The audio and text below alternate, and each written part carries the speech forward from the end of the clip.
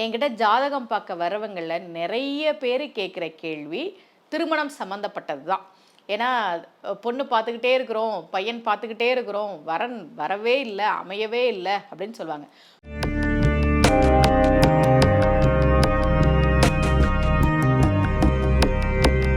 ரகசிய உண்மைகள் சேனலை பார்த்து கொண்டிருக்கும் உங்கள் அனைவருக்கும் சுமதி ஸ்ரீயின் அன்பு வணக்கம். இந்த பகுதியில் நம்ம நிறைய பரிகார முறைகள், பரிகார தலங்கள், ஆன்மீக கேள்வி பதில்கள், ஆன்மீக சந்தேகங்கள், என்ன பிரச்சனைக்கு என்ன மாதிரி வழிபாடு பண்ணணும்னு தொடர்ந்து பார்த்துக்கிட்டு இருக்கோம். பொதுவாக திருமண வயது அப்படின்னா நம்ம 23 வயசில் திருமணத்துக்கான முயற்சிகளை எடுப்பாங்க வீட்டில், இல்லையா? 23, 24, 25, அதிகபட்சம் 26, 27. ஆனால் இப்போ ஜாதகம் பார்க்க வரவங்களாம் 35 வயசாகிடுச்சு இன்னும் கல்யாணம் ஆகலை, 40 வயசாகிடுச்சு இன்னும் கல்யாணம் ஆகலை, இந்த மாதிரி சொல்கிறாங்க. சர்வசாதாரணமாக நிறைய பேர் இந்த மாதிரி சொல்கிறாங்க. அப்படி வந்த ஜாதகம் தான் இந்த ஜாதகம். இவங்களுக்கு 50 வயசு, ஒரு ஆணினுடைய ஜாதகம் அது.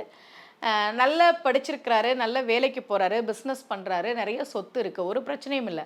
ஆனால் ஏதோ ஒரு காரணத்தால் திருமண வரம் அமையவே இல்லை.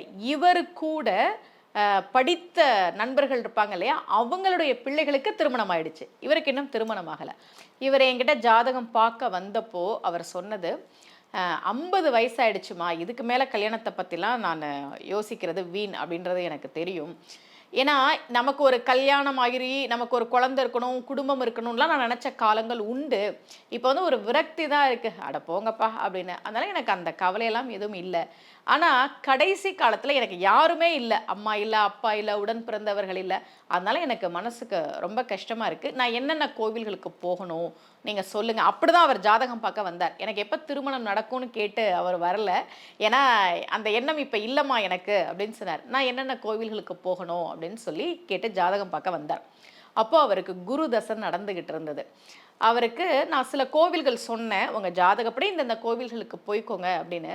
அதில் முக்கியமாக நான் சொன்ன ஒரு கோவில் வந்து கர்நாடகாவில் இருக்கக்கூடிய குக்கே சுப்பிரமணிய சுவாமி கோவில். அந்த சுப்பிரமணியர் கோவிலை வந்து நான் குக்கே சுப்பிரமணியர் கோவில்னால் எல்லாருக்குமே தெரியும். அதுக்கு பேர் வந்து குக்ஷி அப்படின்னு இருந்தது, அதை குக்கி அப்படின்னு மாற்றினாங்க. அப்புறம் அது குக்கே அப்படின்னு வந்துருச்சு, பேச்சு வழக்கில் மாறினதா குக்ஷி சுப்பிரமணிய சுவாமி கோவில். அந்த கோவிலுக்கு நான் போக சொன்னேன். என்னைக்கு போகணும் அப்படின்றதெல்லாம் நான் அவருக்கு சொல்லி அனுப்பினேன். நிறைய கோவில்கள் நான் அவருக்கு கொடுத்துருந்தேன். முக்கியமாக இந்த கோவில்களுக்கு போயிட்டு வாங்க அப்படின்னு சொன்னேன். அவர் அந்த கோவில்களுக்கெல்லாம் போயிட்டு வந்தார். அதன் பிறகு அவருக்கு ஒரு வெளிநாடு வாய்ப்பு வந்தது. வெளிநாடு போன பிறகு அந்த அலுவலகத்தில் உள்ள ஒரு பெண் அவருக்கு பிடிச்சிருந்தா அவங்க அங்கே திருமணம் பண்ணிக்கிட்டாங்க.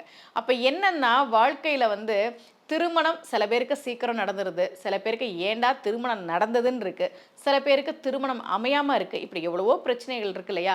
திருமணம் சார்ந்த பிரச்சனைகளுக்கு நான் உங்களுக்கு நிறைய பரிகாரங்கள் நம்ம ரகசிய உண்மைகள் சேனல் நான் கொடுத்துருக்கேன்.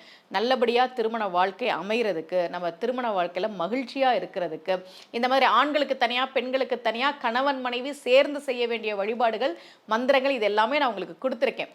உங்கள் ஜாதகத்தில் கூட இந்த மாதிரி திருமண வரம் அமையவே இல்லை, திருமணம் தாமதமாகிட்டே இருக்குன்னா அதற்குரிய கோவில்களுக்கு போய் வழிபாடு செய்கிற போது நிச்சயமாக பலன் கிடைக்கும் என்பது நம்பிக்கை. இதே போல மீண்டும் ஒரு பரிகார முறையோடு உங்கள் அனைவரையும் சந்திக்கிறேன். அனைவருக்கும் அன்புடன் சுமதி ஸ்ரீ.